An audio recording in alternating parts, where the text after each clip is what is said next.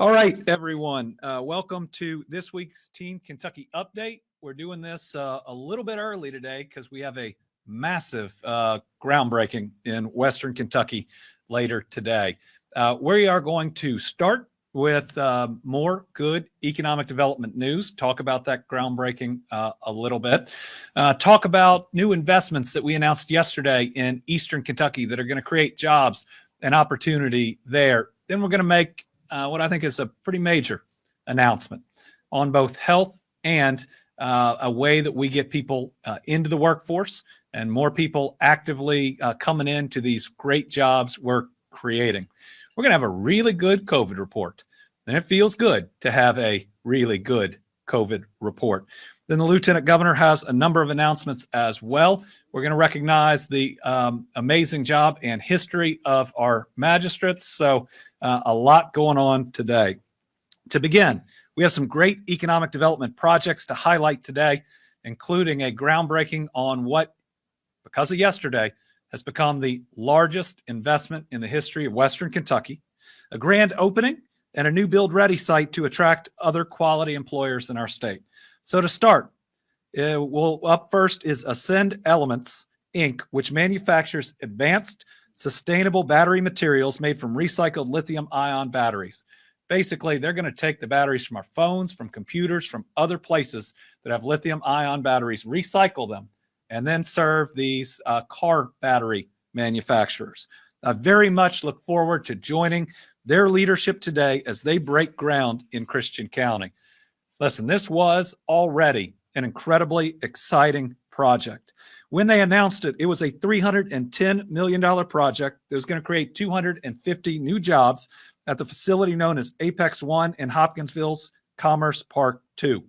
But yesterday, the Department of Energy and President Joe Biden announced that they would be receiving a $480 million federal grant.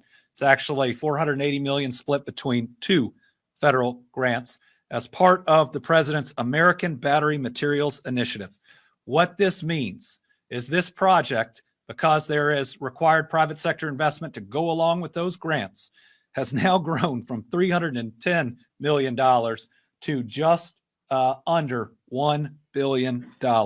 It will now create, I believe, over 400 good quality jobs.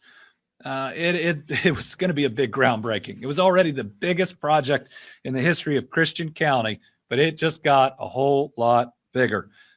Work at Apex One will include the company's innovative hydro to cathode process, which generates no toxic waste and minimal carbon emissions. The operation will produce enough material to equip up to 250,000 electric vehicles annually, and that was when they were doing the very first investment.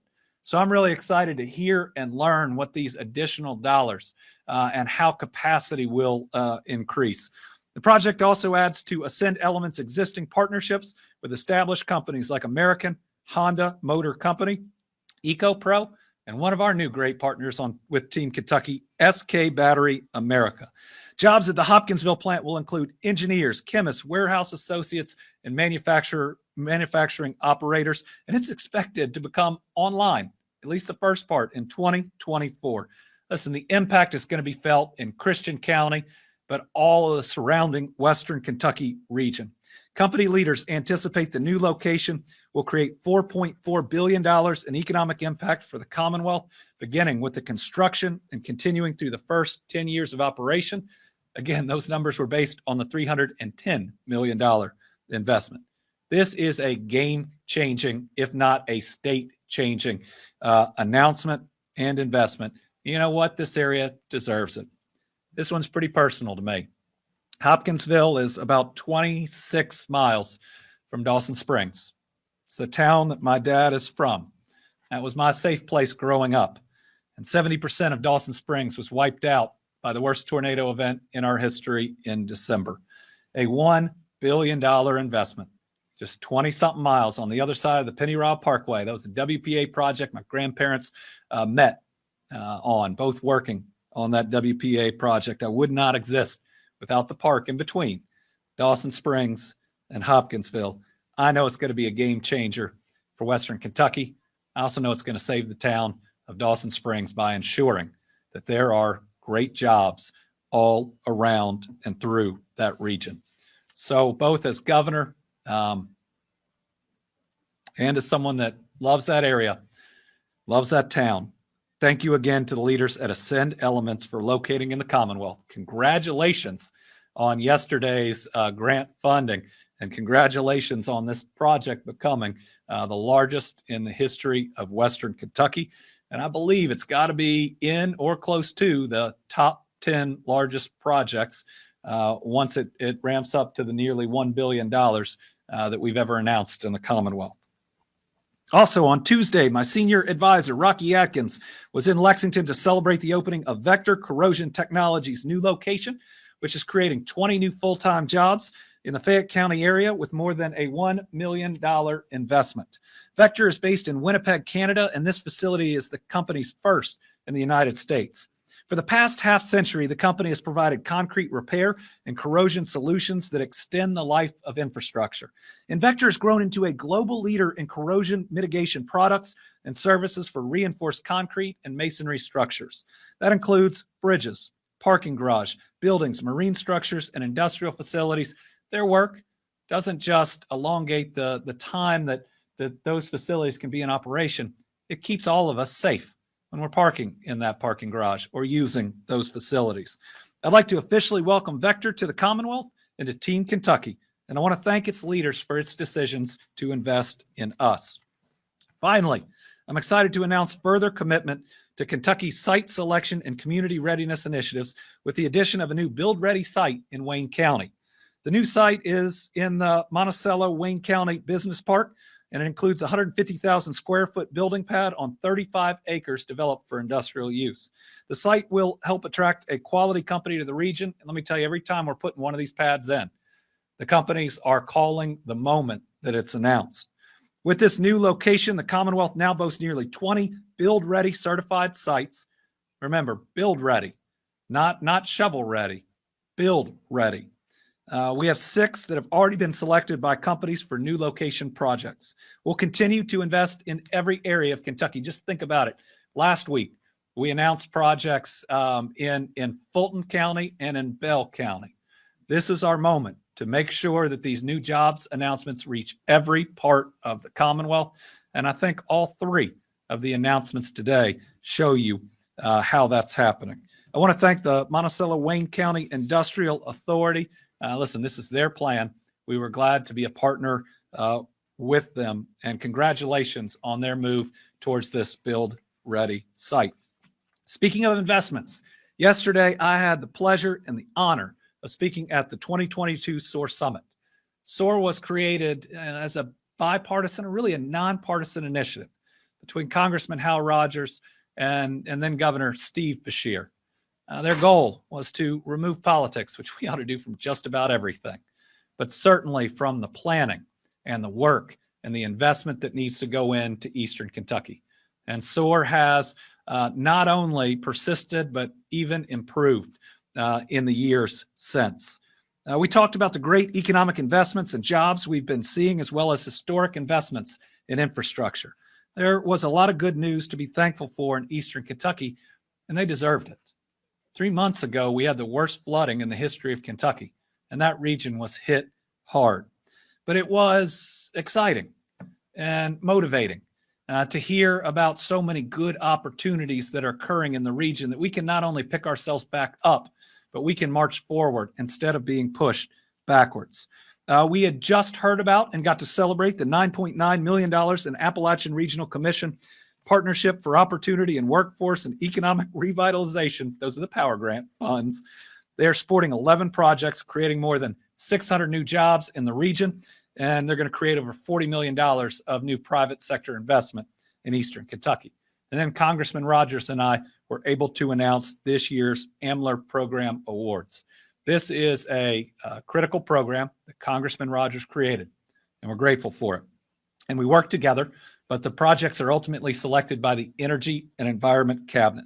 This year, there were 11 applications accepted, and they are all either going to improve quality of life, create new jobs, or improve public safety. So the 11 were as follows. First, Coal Storage LLC received $6.6 million for the installation of an apple packing and sorting facility in an existing building in Martin County.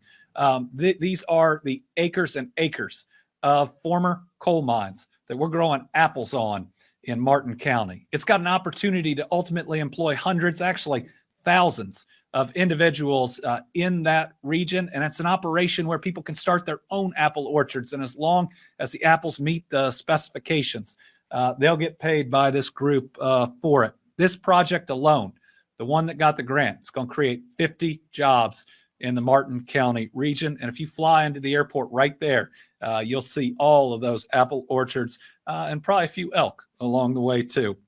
Second, the CMH-23 Workforce and Tourism Development Project is receiving $1 million to equip the broadcasting studio at the Mountain Arts Studio in Floyd County.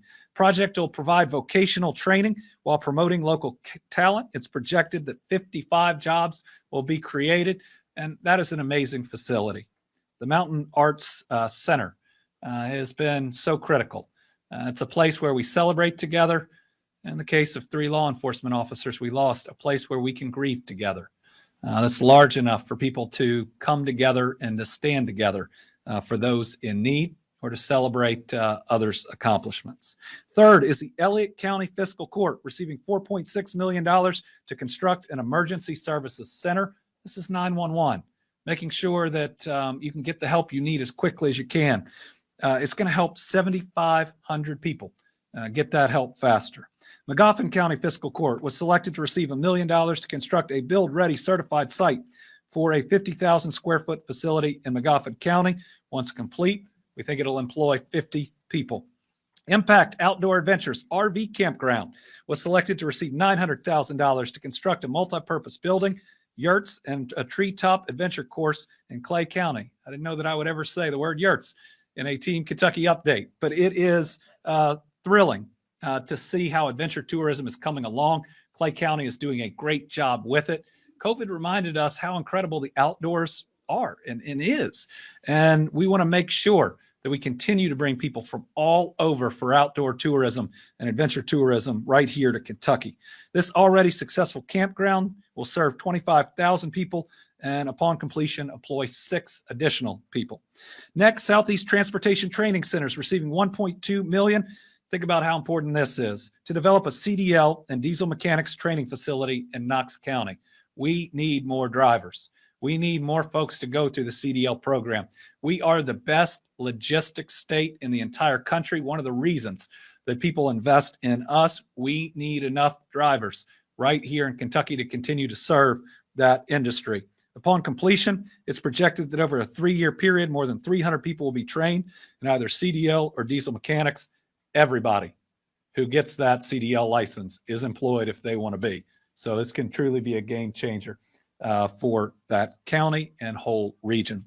Stearns RV Park and Campground is receiving $1.6 million to construct an RV park and campground in McCreary County. With over 600,000 tourists a year visiting the Big South Fork National River and Recreation Area, this campground is estimated to serve 47,000 people, create 5 new jobs.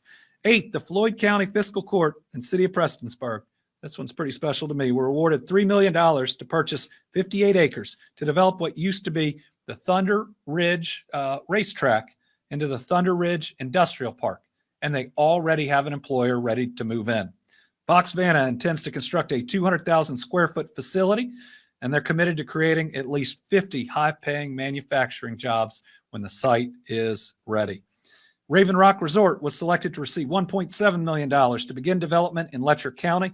The resort will boast an 8,500 square foot lodge, cabins, and trails bordering the Jefferson National Forest. It's one of the prettiest places in the entire world. And this resort is going to draw so many people to it. I really think that this is a phenomenal project. You see Representative Hatton there. You see our great mayor of Jenkins as well. Really appreciate their vision. Wolfe County Sanitation District was selected to receive $1.4 million for the Hazel Green Wastewater Collection System Phase 1. It's going to make sure that we provide safe and clean drinking water and sanitary sewer systems to that region.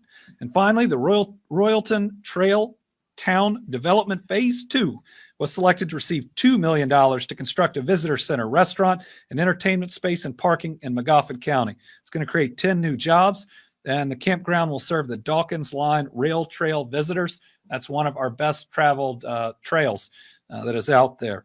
Once completed, these 11 projects are projected to retain or create more than 200 jobs, train 300 Kentuckians, and serve more than 100,000 people. So many thanks to Congressman Rogers, to Secretary Becky Goodman. This is a really good program serving this community. And let me tell you, for different business folks, government, nonprofits, and others, just 3 months after the greatest difficulty maybe that we've ever faced in the region, to see these injection of funds, but a recognition of their ideas. State government didn't come up with any of these ideas. These were all local ideas about how to move their communities forward, and we were just able to be a good partner to those communities.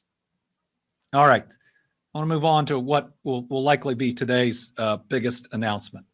And I want to start by talking about Kentuckians' health, and in a minute, I'm going to talk about workforce and make a major announcement that aims to boost our workforce by improving key health areas. I've always believed that healthcare is a basic human right, and since taking office, I've shown it. I've fought for affordable and accessible healthcare coverage for every Kentucky family, regardless of where they live and regardless of how much money they make. During my first week in office, I worked to expand access to critical healthcare for nearly 100,000 Kentuckians who the last administration was trying to kick off their healthcare coverage by a cynical waiver that would have only hurt our folks right before a pandemic hit. And in an effort to increase maternal and child health outcomes and increase access to life-saving healthcare services for more Kentuckians, in May, I announced that Medicaid coverage would expand to a full 12-month postpartum period, something the data shows that our new mothers, as well as those babies, need. Last year, we announced Kentucky's hospitals will receive an additional $800 million to $1 billion annually to help advance quality of care and provide a stable base for those amazing facilities that have helped us navigate a 1 in every 100-year pandemic that's now killed over 17,000 people. Listen, if we didn't know before, we need our hospitals. We need our rural hospitals. We need them to be fully staffed. We need their economics to work. Without our rural hospitals, which are still here in many ways thanks to the expansion of Medicaid years ago, we would have been not just overrun, but we would have seen a lot worse outcomes in COVID. I also relaunched Connect, which offers healthcare coverage options for Kentucky families and now exposes them to other programs that can help benefit their lives and ultimately push them back towards the workforce and better outcomes. The program's expanded to include food, rent, and childcare assistance programs for those in need. And in July, we announced the launch of the 988 Lifeline, the easy-to-remember crisis and suicide prevention hotline that is truly putting into practice what we have professed, that mental health is just as important as physical health, and we need the same resources out there to help people, especially in crisis. And let me tell you, it's working. We can pull out those numbers, increase calls, getting the professionals directly in touch with those that need them. This administration believes that healthcare isn't just policy and numbers. It's quality of life, whether that's for your mother or for your child. Do they live in pain? Are they able to get the services that they need? Is some healthcare condition holding them back from living the life that you want to see them live? This is deeply personal to every single Kentuckian, both for their health and for the health of those they love. So I think about what it means to sign some of the legislation that I've had the honor of signing. Legislation that caps the cost of insulin so that Kentuckians don't have to ration it, and we don't have to see some people struggling that otherwise would have the medicine that they need. Expanding telehealth to help get through some of the impediments and views of mental health. You can now reach out to somebody from your own home. Increase mental health support for our first responders. the amount of PTSD and trauma from what they see and go through, and more mental health services and recognitions for what our students go through, especially in the age of social media. Creating a lung cancer screening program and improving the quality of mental health treatment, enhancing stroke care, and providing access to the lowest cost medicines. And we've seen some significant expansions of healthcare, whether that was the new autism center that we got to open with Pikeville Medical Center yesterday in Prestonsburg, or the fact that Norton is building the first hospital in the west end of Louisville in 150 years. We are seeing some good steps. New facilities are being built in Bullitt County and in parts of Lexington. But health is more than doing just the right thing and the moral thing. It's also the smart thing. And one of the things that we are required to do to build our workforce. Today's announcement comes at a time when our state has set and continues to post the lowest unemployment numbers in our history. We have been below 3.9% unemployment since April, and we've led the nation in job growth in August. So with such low unemployment, our focus can't be just those people on unemployment. There are too few, the lowest number since the year 2000. Unemployment benefits are not the barrier about getting people back to work. So I want to talk today generally about what I see some of those barriers are, and then I want to focus in on the health one. So let's go to the first one. All right, when we are looking at our workforce, first thing we need to do is do it in a nonpartisan, practical way. If you want to solve a problem, make sure we're looking at facts and we're coming up with real solutions. So number one, retirements. If we're going to talk about those in our workforce or those leaving our workforce, we have to acknowledge that my parents' generation, the baby boomers, are retiring, and they've earned it. They're the largest generation on planet Earth. No generation since then has been as large. And so we have to understand when the largest generation in the history of planet Earth has reached retirement and deserve it, that it's going to have an impact on our workforce. And when we acknowledge that and how it's impacting our other numbers, again, that's when we can steer towards the areas where we can make a big impact. Number two is childcare. Now, we've got a lot of initiatives in this area, but certainly with the cost of childcare often being prohibitive, parents are making the choice that they would rather stay home than go to work just to pay or barely be able to pay someone else to provide childcare. We have to address this issue, and we're seeing a lot of employers come up with very innovative solutions. Another is addiction and incarceration. This is second chance employment. A lot of groups are making great strides. We're doing everything from working to provide recovery housing.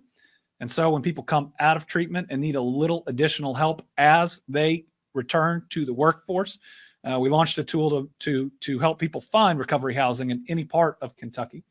We also are working with KCMA to do training in one of our largest prisons to create the types of skills where when people come out and they're ready to go into that second chance employment, they have real skills that they don't get lost in the shuffle, and that we can ultimately end this recurring circle of people in incarceration. But the last piece, the one we're going to talk about today, is health. One of the major obstacles in getting some people into the workforce is they're simply not healthy enough to do it. Challenges in their health are preventing them from either looking for or securing a job. These are really basic things, folks. If you can't see, it's really hard to work. If you can't hear the instructions that you're getting, it's really hard to work. If you have massive dental problems that are creating major pain or other complications, it's really hard to work. So while we have made many announcements in this area, today we're announcing that for many Kentuckians, we're removing the roadblocks that they face in accessing dental, vision, and hearing care. This applies to the nearly 900,000 adults that are enrolled in the state Medicaid program. These are individuals who make less than $18,700 per year if they're an individual, or less than $38,000 for for a family of four. There are individuals that without Medicaid couldn't afford health care and certainly can't afford these other services. Again, what this will allow us to do, beginning January 1 of next year, is expand to the adult population services under Medicaid that we already provide to our children. And the goal here is to get folks to work, to ultimately get them off Medicaid. But again, if you can't see and you don't have the access to resources to get the vision care you need, it doesn't happen. It's an impediment we have to push through. Let's go to the next one. So the first thing we are doing is expanding Medicaid dental benefits. And what it shows, the data, is that we lose in the United States almost 100 million work hours annually due to emergency dental care. This is not just impacting people and not being able to get to work. And by the way, those like this administration battling the drug epidemic say that dental pain, tooth pain, ends up leading to a lot of addiction. But it is preventing people not only from getting into the workforce, but it is making them miss work without the coverage that's there and necessary. Let's go to the next one. Hearing aids and care. Listen, hearing aids have been shown to reduce dementia, depression, anxiety, and other conditions that may result in someone going on disability. If we can prevent that from happening, they are able-bodied, able to get to work and talk to any employer. Now, they need folks, especially on a job site, to be able to not only hear instructions, but to process it and ultimately to be the most productive. Hearing loss is the third most common chronic physical condition amongst U.S. adults, and its impact is undeniable. And folks, come on, everybody deserves to be able to see and to hear. Let's go to the last one. This is one of the ones where I think the data is incredibly compelling. Medicaid coverage of adult vision services has been shown to increase the likelihood of working full time. Medicaid vision coverage impacts the lives by removing costs as a barrier to eyewear. What we're doing today is both the right thing for our people.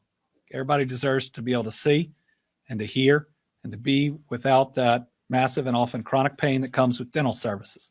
But it is also a barrier that we must address if we want Medicaid to be temporary, if we want to get people, back to work in these good paying jobs. And as we have announced more jobs and new jobs than ever before, it's these types of practical steps that ensure our folks are healthy enough to fill these jobs that we have to take. So today you're going to hear from a number of people who can attest to not only the importance of this expansion for people's health, but also the positive impact it can make on our workforce. So first, I'd like to invite Ben Chandler, President and CEO at the Foundation for a Healthy Kentucky, also former Congressman and Attorney General here in the Commonwealth of Kentucky, to join me to say a few words about the initiative.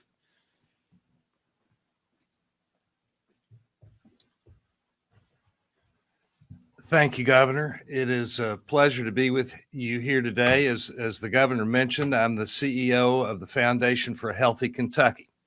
The Foundation for a Healthy Kentucky is interested in the health of our people. That's what we exist for. We follow data.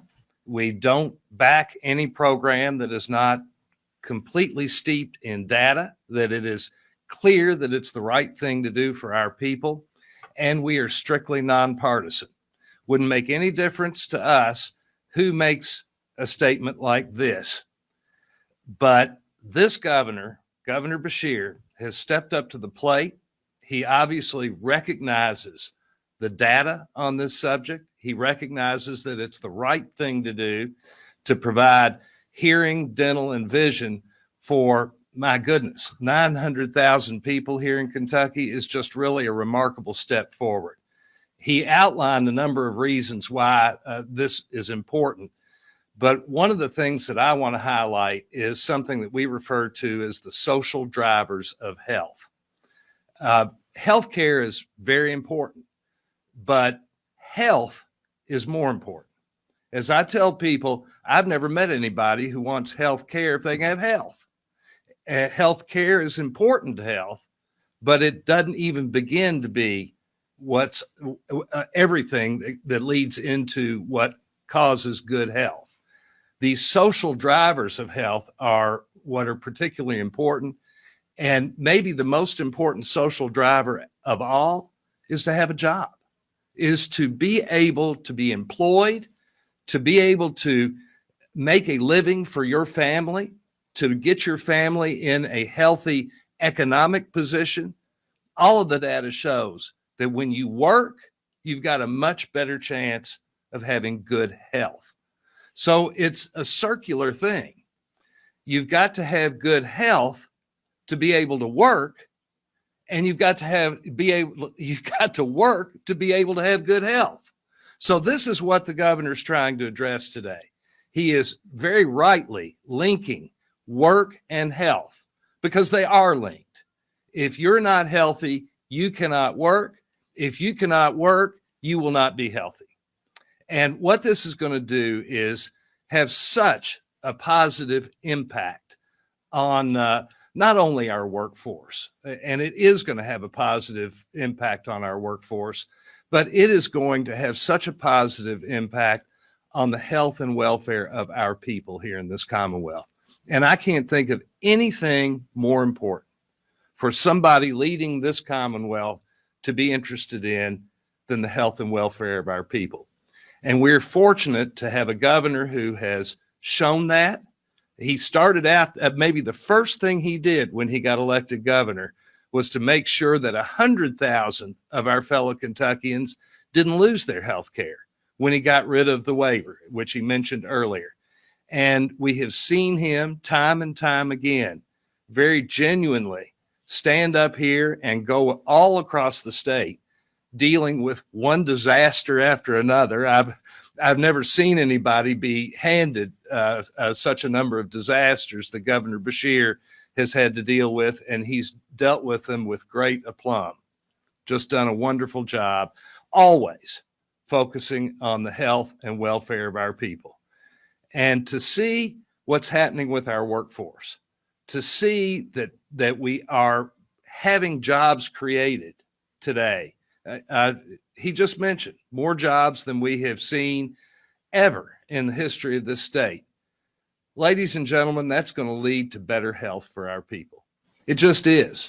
That's what the social drivers of health are all about. Again, if you have a job, you have a chance to be healthier. And if you're healthier, you have a chance to have a job. Giving vision, hearing, and dental care to 900,000 Kentuckians will accomplish just that. Thank you, Governor. Thank you. In terms of costs, the vast majority of this program will be paid by the federal government. The rest of it can be absorbed in our Medicaid budget, which is healthy. It will have no significant impact on Kentucky's budget. It will require no changes to our budget in this next session. In other words, it is easily affordable, which means we absolutely should do it. Next, we're going to hear from Dr. Mary Beth Emick Morris, president of the Kentucky Optometric Association. Hello, I'm Mary Beth Emick Morris, president of the Kentucky Optometric Association. I practice in Brandenburg, Kentucky, and serve as the primary eye healthcare provider in my community. All too often, I hear of people who don't go to the eye doctor because they can't pay for their treatment, or they don't have the ability to pay for the glasses or contact lenses that they need to see as well as they can. As a doctor of optometry, I know firsthand the important role that proper vision care has on a person's overall health.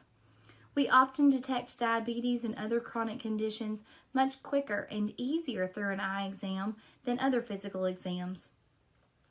Early detection and treatment are essential in managing these conditions, and everyone needs to be aware of how important a routine eye exam is for their overall health. Just as important, the ability to properly see is also necessary to be a contributing member of society. Without the proper glasses or contact lenses, a person can't even drive to work, not to mention perform the work that's required. There are several charities that assist in covering the cost of glasses and contact lenses, with which Kentucky optometrists have always been proud to partner and administer.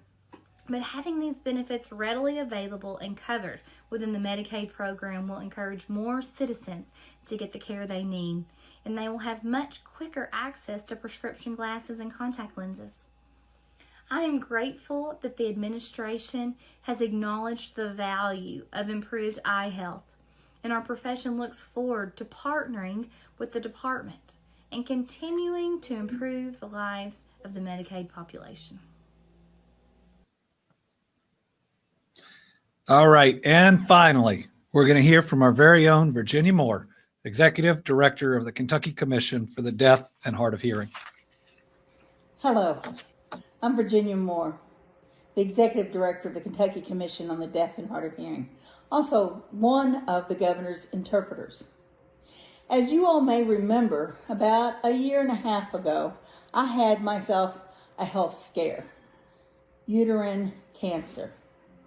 Without access to health care, it would have been a lot worse. I was able to take care of myself.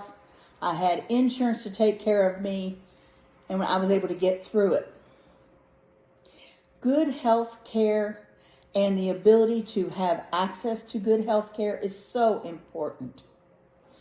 As the Executive Director of the Kentucky Commission on the Deaf and Hard of Hearing, hearing health is equally as important. Did you know that over 700,000 deaf and hard of hearing people live in the state of Kentucky? And with unaddressed hearing loss, that means knowing that you have a hearing loss, getting hearing aids, or addressing it, can lead you to early onset of dementia. Mental health issues. A lot of issues can come up if you don't have good hearing or good health care with your hearing aids. The same with vision. My mother was deaf, but she started to lose her vision as well. We had insurance. We took care of it. We made sure she had as much good vision till the day she passed. It is so important to take care of yourself. It is very important to have good health care and have access to good health care. I applaud what the governor's trying to do to provide good access to health care, and I hope for you all to have good health. All right. Thank you to everybody for lending their voice to this important step, not just to our people, but to get people healthy enough to get to work. I think it was one of our individuals that said, if you can't see well enough, you can't drive the car to get there. I mean, I think that's about as straightforward as it gets. All right, I'm going to give a quick update on the response and recovery to the Eastern Kentucky flooding. We still are reporting 43 fatalities in 6 counties, and there's still one missing individual, Vanessa Baker. If you have information, please contact Post 13 in Hazard. It would be, we would like to get that family some finality. I know it's got to be incredibly difficult. Kentuckians have a little over 1 week left to apply for FEMA assistance before the October 28th deadline. Everybody needs to apply that would qualify before the October 28th deadline. Remember, those are individuals in Breathitt, Clay, Floyd, Knott, Lee, Leslie, Letcher, Magoffin, Martin, Owsley, Perry, Pike, and Whitley counties. Kentuckians can apply for federal assistance in many ways. Remember, you can call the FEMA helpline, visit a disaster recovery center, apply online, or use the FEMA mobile app. As of today, FEMA's received 15,685 valid applications. Thus far, 52%, 8,157 have been approved. That is not enough, but I believe we're going to see it's the highest percentage of approvals that we have seen after a major natural disaster out of FEMA. We will continue to push. At this point, FEMA's paid out $79.1 million. The National Flood Insurance Program has paid out an additional $22.4 million, and the U.S. Small Business Association has paid out $53.7 million. The filing deadline to return applications to the USBA, the Small Business Association, is October 28th. When we look at our state parks and sheltering, 263 people are still sheltered in our state parks. We have 526 in travel trailers. We can bring up that update. We now have 305 travel trailers in 10 separate locations. You can see how much this is built out. This is 3 months after the flooding, 9 months after the tornadoes. We had 80 travel trailers. This is based on what we've learned, having them ready, the agreement where Louisiana is providing them free of charge to us. As you can see, we have had a lot of sites that have been amplified. We have 21 additional trailers in the region since October, my October 12th update, and we now have them on site in the Jackson site and in the Jenkins site. So these were 2 sites we had to build basically from scratch. There's a lot of infrastructure work that had to go into getting them up and ready. And remember, when you see them on site, you have to get them hooked up safely. They have to get connected safely. And it does take some time from when they're there to when we can put somebody safely in them after what these families have been through. We've got to make sure that the travel trailer we're putting them in is 100% safe. As you can see, the numbers go up and down a little bit in occupancy. The best number on here is the households transitioned out. That means 34 households have found more secure long-term housing. We saw in the West that this is one of the most important numbers that are out there. Right now, our limitations are on numbers of sites that we have where we can get these trailers hooked up, but we continue to work on it. We also continue in our attempts to secure land, and with FEMA and other nonprofits' help, to ultimately rebuild permanent housing in safe locations.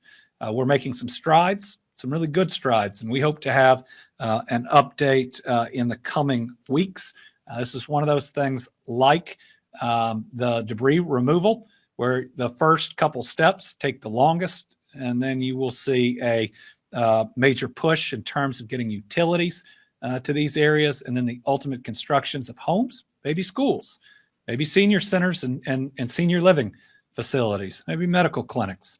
The concept that we can not only provide people new permanent housing, but maybe address some challenges that have been seen in the region and ensure that services are right there in those neighborhoods. Kentucky Transportation Cabinet has been working to clear debris. Total debris removal through Tuesday, 24,768 loads. That is 363,384 tons. These crews have done amazing work. They have now cleaned flooded debris out of 225 miles of creeks and of streams.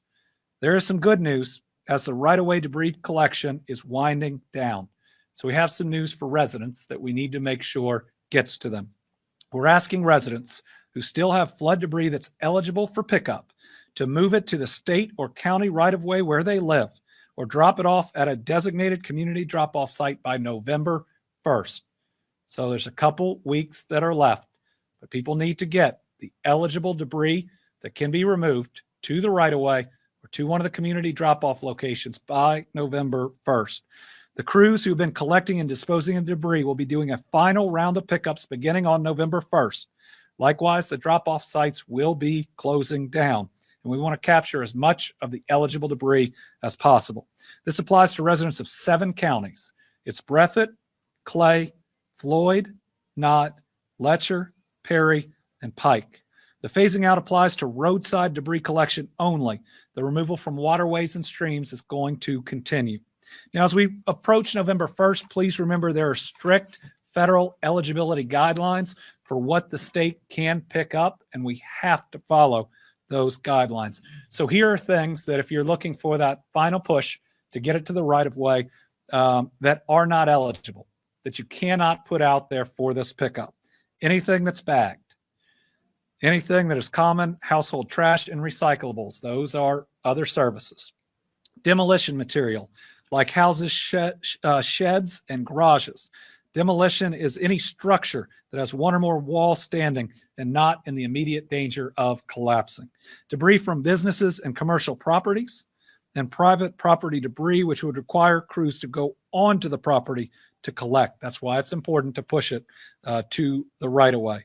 While the collection of demolition materials, commercial property debris, and private property debris is not eligible for right-of-way collection, there are cases where it can be collected by FEMA with approval. Residents with debris falling in one of those categories are encouraged to contact their county fiscal court to seek assistance. All this is on our website, but November 1st, that's a big day. Again, we want everybody to get everything that's eligible out to the right-of-way or dropped off at a community center. And I want everybody to know about that deadline, but it's also pretty incredible that we're starting to see debris removal winding down, again, just 3 months after something so destructive. It's driving some of the same routes that were just covered that are suddenly clean. There's something therapeutic, something special about seeing so much chaos picked up and hauled off and seeing some of these streams look the way they did before. Team Eastern Kentucky Flood Relief Fund, now over $10.5 million, 37,000 donations. We've dispersed already over 40% of it. First, we made 42 funeral payments, and we'll have at least one more. And we got to be able to grieve together, and nobody should have to go through a reimbursement process while burying their loved one from a natural disaster like this. We've also sent out another 717 $500 checks. Remember, anybody who's gone through the process and qualified for $1 of FEMA aid in their individual assistance program is getting a $500 check from this fund. To date, we've sent out 7,479 checks. Those are 7,479 families for a total of $3,700,000 plus. Also, a new $15,000 plus donor, Dotmer Paper, which has a number of facilities in Western Kentucky, donated $50,000 to this fund.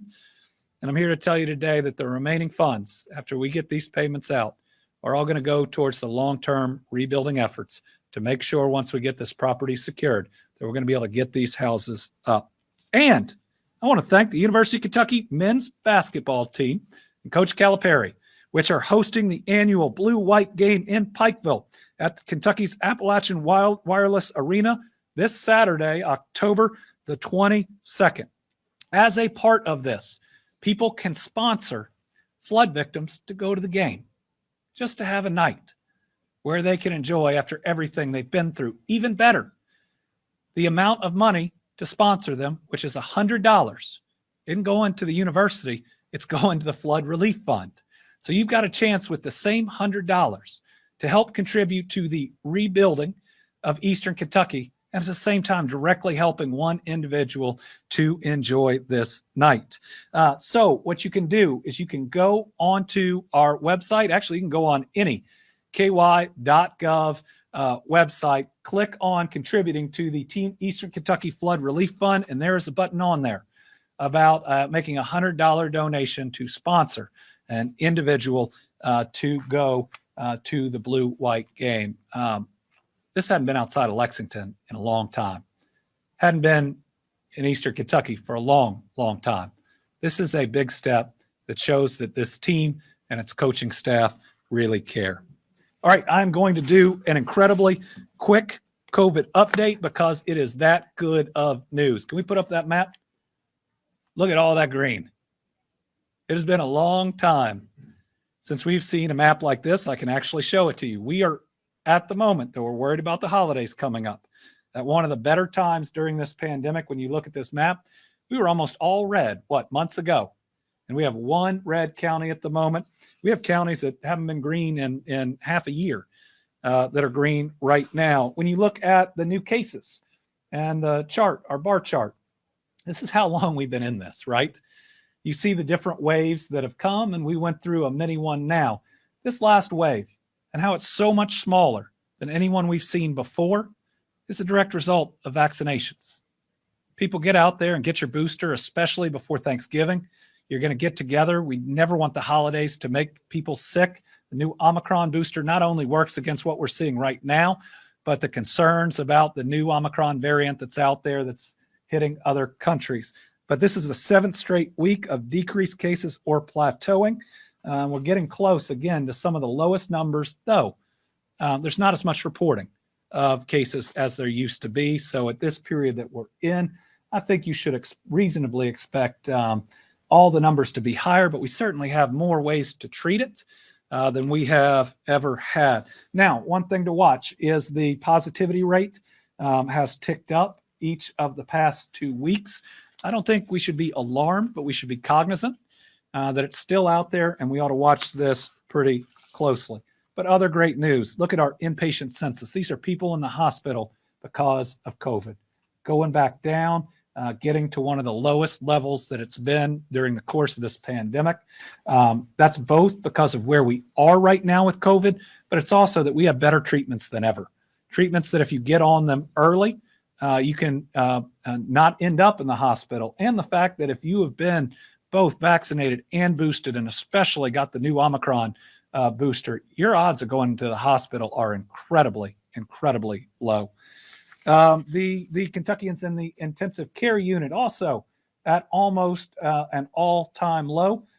Great to see again. This is the benefit of all the strides that have been made during COVID. And finally, Kentuckians on a ventilator, also very low. The way that Omicron hits your respiratory system, makes this not as directly applicable as it was in the past. All right, the last piece for me, and then we'll invite the Lieutenant Governor up, is a big congratulations to the Kentucky Magistrates and Commissioners Association, which is celebrating its 70th anniversary. This organization was formed in 1952, 25 years before I was formed, to serve as a unified voice for all of Kentucky's fiscal courts. KCMA provides quality solutions, education, and programming for local officials while advocating for effective legislation. As governor, I've seen the incredible work, the strength and determination of our magistrates and commissioners. I have seen their foresight in water and sewer projects that can change everything, on the work they do to bring in economic development opportunities. And I have seen them there, whether it's on their backhoe or however they can help in times of great difficulty. And I'm going to tell you, while sometimes things can get goofy here in Frankfort, one of my favorite parts of this job is working with our local officials. Because each and every time, if it's good for Kentuckians, they and we are unified. And I've never seen more programs than right now, from the water sewer programs, the PDI, the Product Development Initiative programs, where we finally aren't telling communities what they ought to be doing. We're empowering them, knowing that our magistrates, commissioners, and others have the ideas that will work.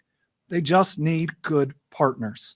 So I'm grateful for the KCMA members who are here with us today, including board members David Livingston, Roger Deckard, Michael Logston, Steve Givens, Gary Morgan, and Mark Bates, and KCMA staff leadership, including J.C. Young and Lauren Germond. So let's get to it. I want to invite all these great leaders up, and we are going to sign a proclamation recognizing the 70th anniversary of the Kentucky Magistrates and Commissioners Association. Come on in, fellas. You're welcome. This will help me because my foot is falling asleep. Come on in. Welcome.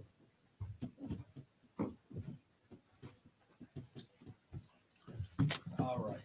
Well, look up. Come on in.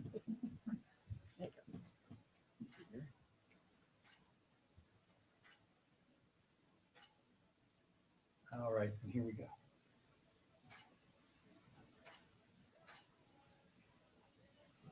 Congratulations. Thank you.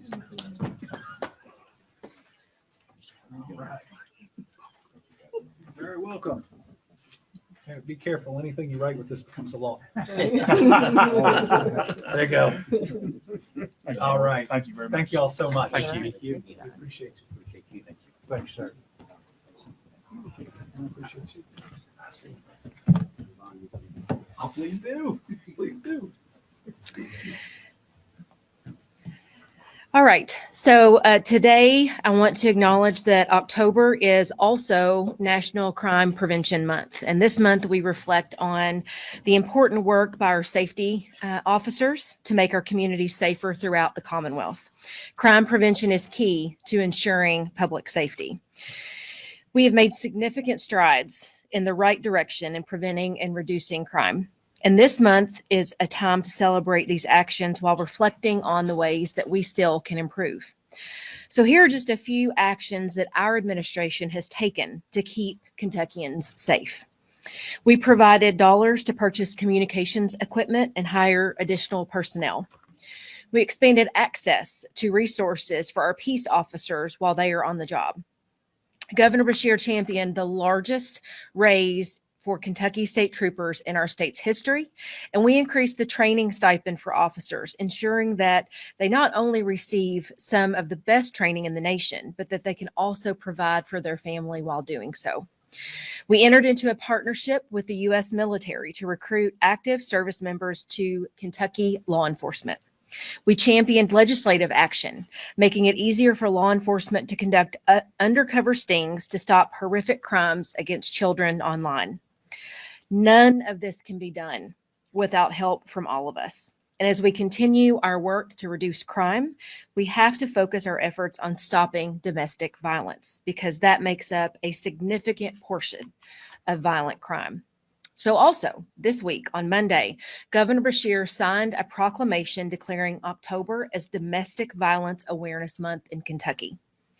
In Kentucky, more than 45% of women and 35% of men experience intimate partner physical violence or rape in their lifetimes.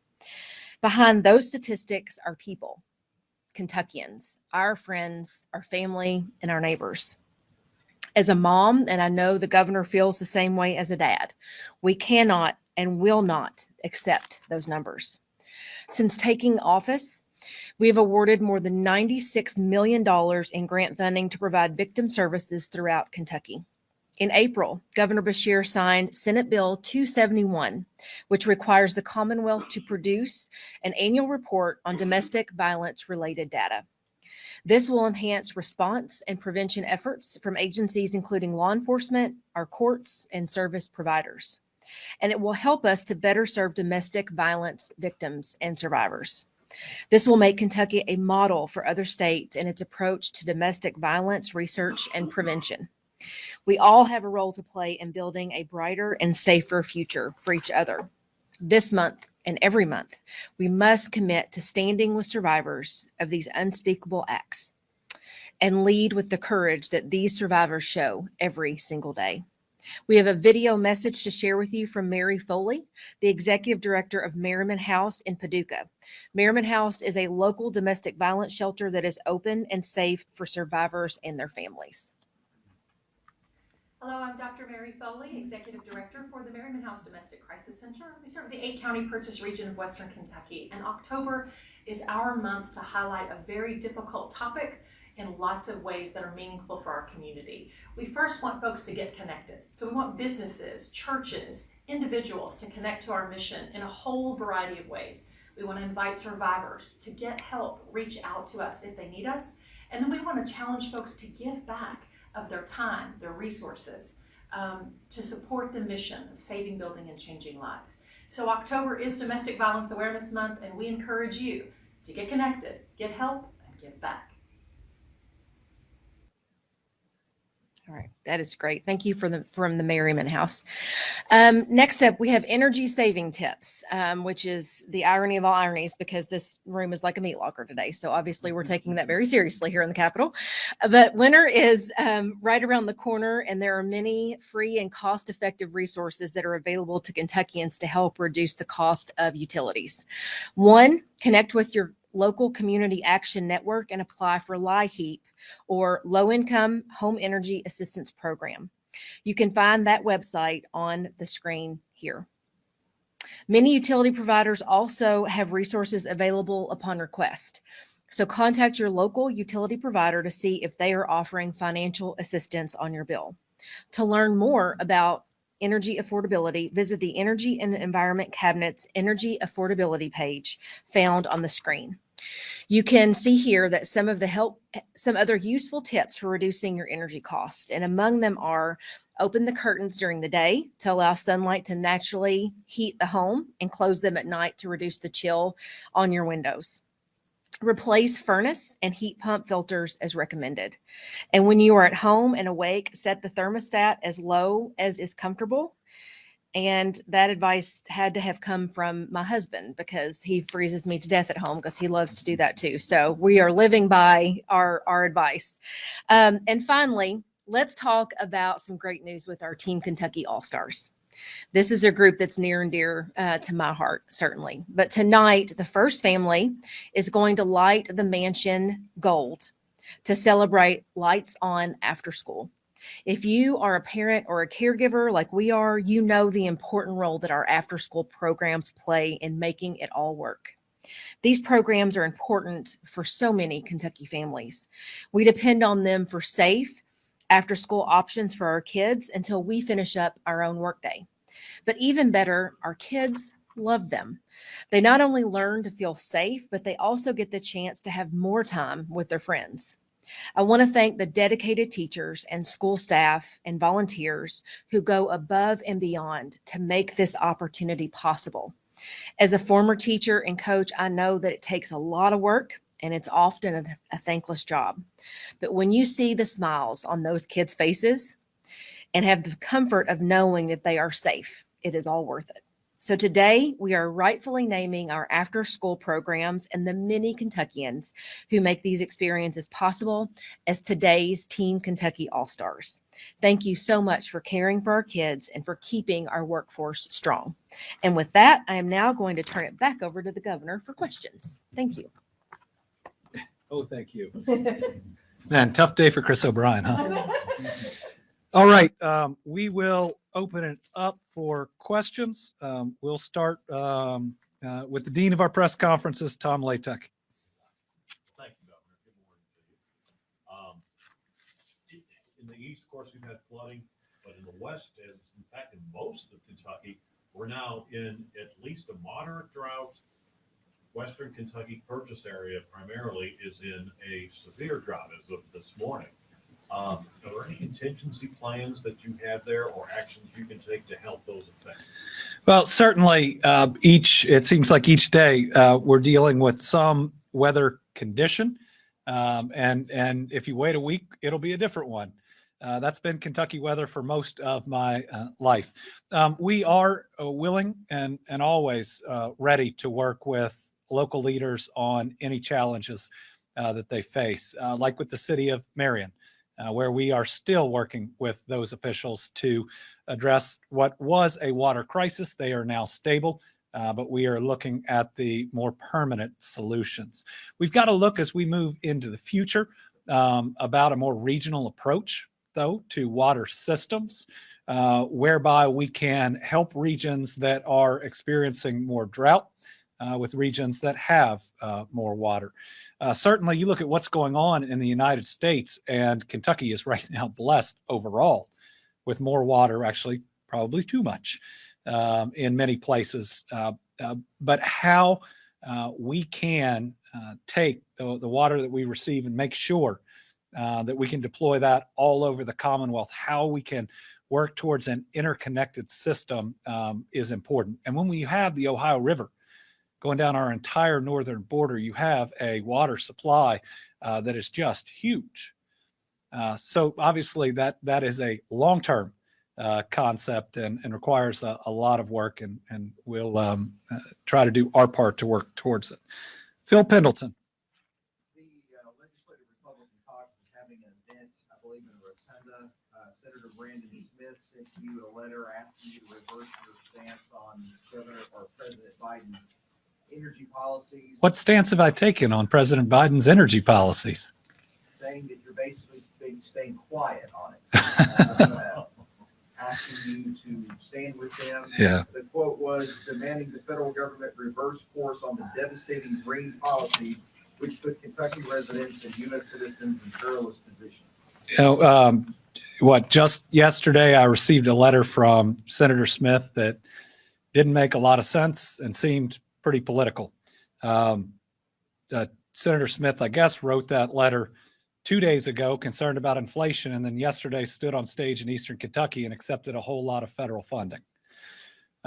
He talks in that letter about gas prices and tries to say that a governor can impact gas prices, which most members of the General Assembly said we couldn't just months ago. But let's look at what we've done on that side. To save people dollars, we froze the vehicle property tax. That's hundreds of millions of dollars back in people's pocket. The actions of Senator Smith's General Assembly were going to raise the price of gas. They had passed a statute that in the midst of this would have made it go up with the state's gas tax. I froze that as well. I tried to reduce the state sales tax overall, which would have helped a lot of people.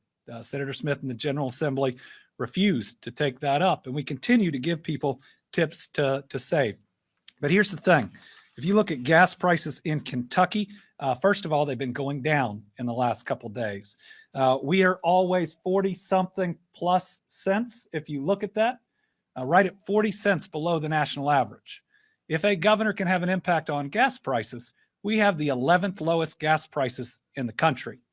And I hope that they will acknowledge that if they believe that a governor can impact those prices. Listen, what's happening is it's the middle of October and there's an election coming up and people are engaged in the silly stuff. Listen, I sat next to Senator Smith while we worked on issues related to Eastern Kentucky. And if he's really concerned about these issues, he would have called me. We would have come, sat down and worked together just like we have been in Eastern Kentucky on it. If he's talking about coal jobs, they've gone up in the last couple of years as well. Okay, Austin Horn. Thank you, Governor. You mentioned kind of the political aspect of both the letter and the event that they're holding right now. Obviously, Republicans seem to think that inflation is a winning topic for them. What do you think the winning topic is for Democrats? Well, you haven't seen me out there on the campaign trail moving into this November for a very simple reason. I've tried to put politics behind me as much as possible, whether that's dealing with a pandemic, which requires us to all come together, or flooding or tornadoes. It's also part of my focus on economic development, which a good job isn't red or blue. It's just really good for our families. That and that the rhetoric has just gotten crazy, right? That person that people are attacking is a person, is a human being. And at least my faith and values say you don't talk about another person and try to accuse them of things that are not true. And unfortunately, that's a lot of where politics have gone. I hope that we can get back to talking about things that matter to people, how we can make their lives better. Certainly inflation is I don't just think a big political topic, it's hard on our families. And it's important that people are honest with them though, too. That the price of gasoline is primarily controlled by OPEC and world forces. Russian invasion of Ukraine has had a big impact on that. Food prices. 60% of the world's wheat is in Russia and Ukraine. And obviously that's had a big impact on it. I think that people want people in office that care about them and that will be real with them.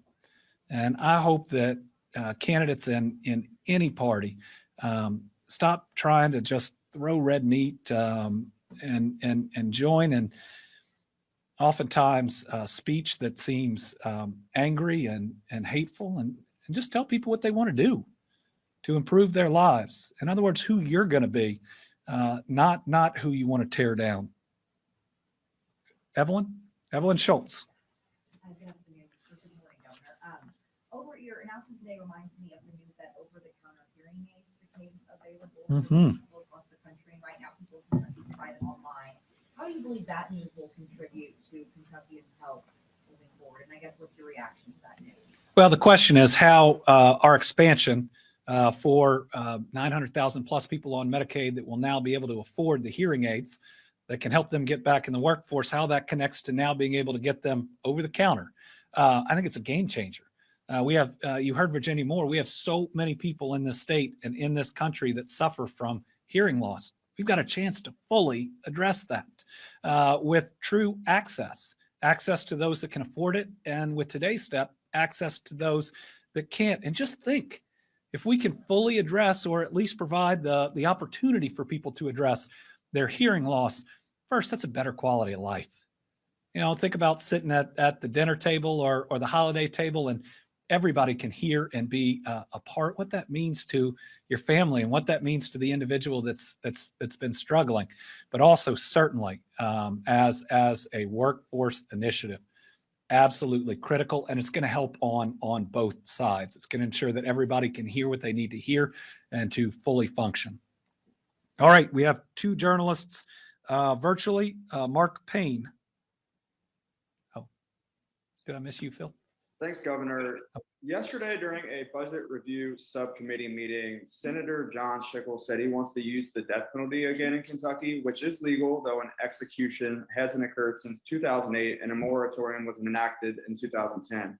As governor, you have sole power to grant clemency, and I was curious if you would want to weigh in on the death penalty and it being used in Kentucky. Well, there's currently an injunction from a circuit court that prevents it from being used. Certainly, both the Attorney General's office and the Justice Cabinet are part of that case, trying to work through the concerns that the judge has. But right now, based on a federal order, executions cannot occur in Kentucky. Melissa Patrick, Kentucky Health News. Hi, Governor. So while it's just really great news to add those benefits to Medicaid, over the years, the constant concern is that there are Medicaid patients who already have some dental insurance, that they can't find providers who will take them because largely the complaint is that from the providers is the rates are so low that they just can only take so many Medicaid patients. So I can't fathom that this won't be the same occurrence with vision and hearing physicians. So what are next steps? Like what can Kentucky do to increase access to these patients? Well, we're going to have to make sure that there is access, and access all across Kentucky. When you think of healthcare, it has to be affordable, and that's a major step we've taken. It has to be accessible, and I believe it has to be effective. And what we've done today is to make those services that are provided to people that much more effective. So as we implement it, we will see the various barriers, but I want to applaud our state Medicaid system, which has done so much to increase access, to look at reimbursements, and to address so many of those persistent issues. I believe that we have oftentimes more providers in areas where we have seen challenges in the past, but it's also about working together. You saw the optometrists today excited about this. And a lot of these patients, they're already trying to see in different ways, though they can't see enough of them. So it's going to be hard work.